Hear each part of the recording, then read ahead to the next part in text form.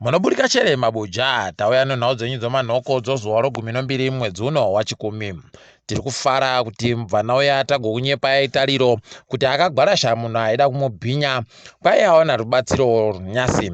Tiri kufara kuti we Rosario Memorial Trust uno Zimbabwe Women Lawyers Association wamutumira magweta pabodzi pono ana zvipangamazano kuti zvimuitire nyore. Tinotenda rubatsiro rwakadari. Idi nyasi paribe chisvinu umba une mabhuru mairi paribe inozikanwa kuti ndoripi chairo rikutonga. Nozuro wamunangagwa wagotsunhura umabhendi kuti wagoende koridza wachiridzira vanhu 50 apa nyasi wachiwenga waburika wari kuti pachiribe kuungana kuri kuitiwa nevanhu. Idi paribe agoziva kuti zvizvi zviri kunyatsoitika asi ipapa pacharwadza vazhinji.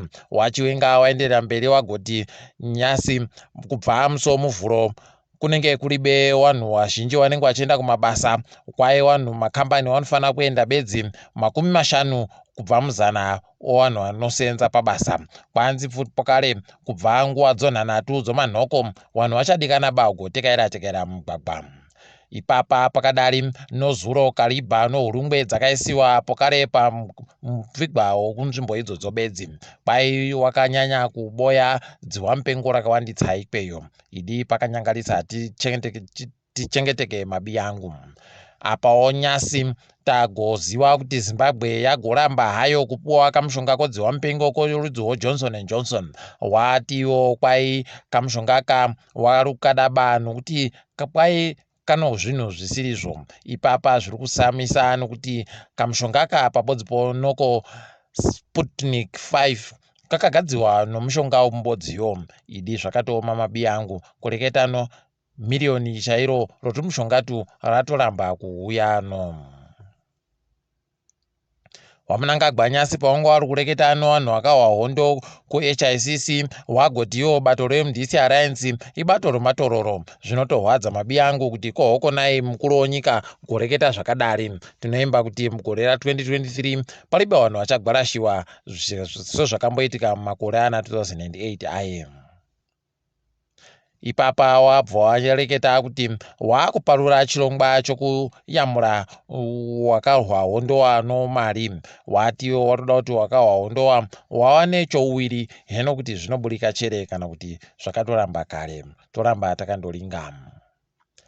Kwai wana makurukota ohurumende wari kuramba kuenda kudare roparamende. Wari kundoramba wachindonyorera gurukota wachindonyorera mukuru weparamende kuti wari kuuya bano zvakasiyana siyana. Idi mutiziro wavo wakadari watoita kuhwadza wakuru weparamende. Apa wamutori Ncube kwai wakagarira ipapa tsamba yakabuditsiwayo zvakaferefetiwa nomuferefeti wehurumende mugore ra2019. Akaferefeta kuti mapazi ehurumende ano zvizhinji zvaanga ari kuita zvisiri izvo. Kusikinya tukonoku ndokwagoita kuti warambe kubuditsa zvaakaparurazvo. Ticharamba tichirimba kuti achagozvibuditsa.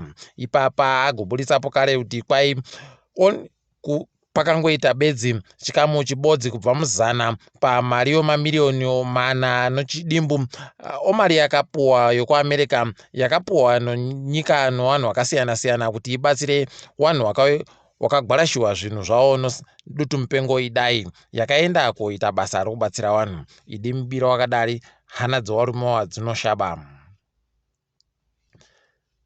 Kuno mutedzeri wogurukota rozvo mitambo ari kuti akabirwa mari inoita zviuru 600 chaiwo omari yomuSouth Africa.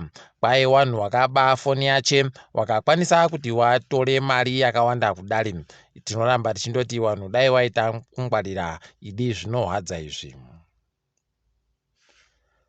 Hurumende kwai yagoti iyo iri kuda kugoziva wana murairidzi wari kuita sewari kurasika njere. Kwai wana murairidzi wazhinji wari kutaika njere pabodzi pono kusaya kuita kusvinu pamabasa avo. Saka hurumende ida kuti izive igona kuwayamura. Heno kuti ichawayamura chere kana kuti ichabva yatowadzinga mabasa. Kwai Elias Mudzuri anogona kundosungiwa nomapurisa nokuda kwokuti ari kunzi akagoponda munhu. Kwai ano munhu akagoponda kubhawa rache rokuWorkington. Heno mabi yangu kana zvikagoitika izvi ticharamba takaringa. Kwai mapurisa atonhadzira kuti agoende komusunga. tiri kuhwadziwa kwaridziwa kwenje kwai David Yogima Ndigora apfa nyasi. Tiri kuti mweya wache uzorore murugare uye mhuri yache igonyaradziwe nayawe. Agotambira chikwata choDynamos kuma1980 akagoitapo kare ndiye mumwe wavaraidziwa agochiendesa kumutambo kunosvika kumheramhera kwomutambo woCAF wozvikwata zvomuAfrica muna 2008. Toramba tichindoti azorore murugare. Tiringe dziri kuitika pasi rese. Kwai Ingonyama Trust yokuSouth Africa igobhadhara vanhu yagobhadharisa mari dzokuti vagare muvhu panzvimbo dzavari kugara kumamisha. Ipapa tiri kufarira izvi, asi kwai nyaya iyi icharamba ichiendesiwa kumatare makuru makuru. Ticharamba takagoringa.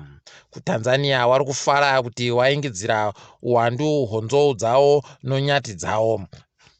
Kwai uwandu honzo nonyati waingidzira fani kuSerengeti zviri kutofadza.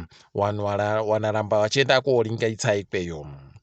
Mapurisa nyasi okuNigeria aenda koisa kamweya kaya kanochemedza kuvanhu vanga vari kuita zvokuratidzira kuLagos. Ipapa vanhu vari kuratidzira vamwe vabatana nevamwe kuKenya nedzimwe nyika dzakatenderedza vari kutsigirana pabodzipo nevari kuratidzira kuNigeria.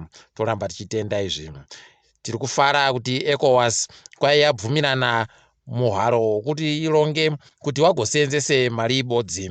Tinofara nodanhori tichingoti SADC rambaiwo muchiringa nokukopa dhoiri rakanaka riri kuitiwa nevamwe. Kwai mupfigwa wekuBritain uri kuenderera mberi kusvika zuva ro10 romwedzi uri kuteerayo. Wazhinji wangu wagoringira kuti wachatakaniwa hama kuno kunoyano, asi zvabva zvabatisiwa pasi. Munyaya inosuvisa, Christian Eriksen kwai agba achitamba nhabvu pachikwata choDenmark noFinland. Torimba kuti aitiwa tusvinu akapora. Ipapo mabi yangu togumira pano kwanyasi. Ndini Mhanduwe wonhau.